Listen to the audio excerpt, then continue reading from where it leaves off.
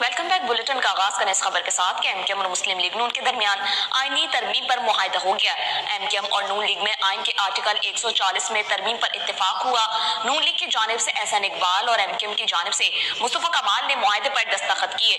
تفصیلات جانتے ہیں نمائندہ K21 نیوز ضمیر حسین ضمیر سے۔ جی ضمیر، آگاہ کیجیے گا۔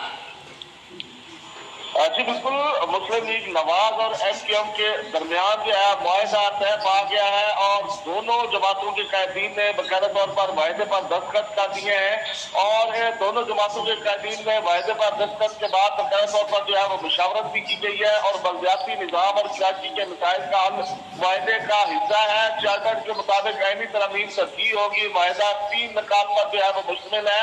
ایم کیو ایم اپوزیشن کی بجائے حکومتی بینچز پر جو ہے وہ بیٹھے گی۔ باقاعدہ طور پر آج کے اس ملاقات میں اور اس معاہدے میں جو ہے یہ باقاعدہ طور پر لکھا گیا ہے۔ اس کے ساتھ ساتھ مسلم لیگ نیم کو وزیر اعظم اور اسپیکر کے انتخاب میں باقاعدہ طور پر ایم پی ایم جو ہے وہ حمایت کرے گی اور ان کی حمایت جاری رکھے گی اور باقاعدہ طور پر اس معاہدے میں لکھا گیا ہے کہ وہ حکومتی بینچز پر جو ہے ایم پی ایم بیٹھے گی اور اسحاق کے چیمبر میں یہ ملاقات کی گئی ہے ایم پی ایم قائدین اور پاکستان مسلم لیگ نواز کے قائدین کے درمیان اور وہاں پر یہ ملاقات کے درمیان جو ہے یہ باقاعدہ طور پر معاہدہ طے پا گیا ہے اور مسلم لیگ نواز اور پاکستان ایم کیو ایم کے درمیان جو ہے کافی دنوں سے جو ہے ملاقاتوں کا سلسلہ جو ہے وہ جاری تھا اور آخری مراحل تک جو ہے وہ بہت سے معاملات جو ہے وہ زیر غور تھے۔ تو آج پھر جو ہے یہ معاملات طے ہو گئے اور مکمل طور پر پارلیمنٹ ہاؤس جو اسحاق ڈار کا چیمبر ہے اس میں باقاعدہ طور پر یہ معاہدہ طے پایا گیا ہے۔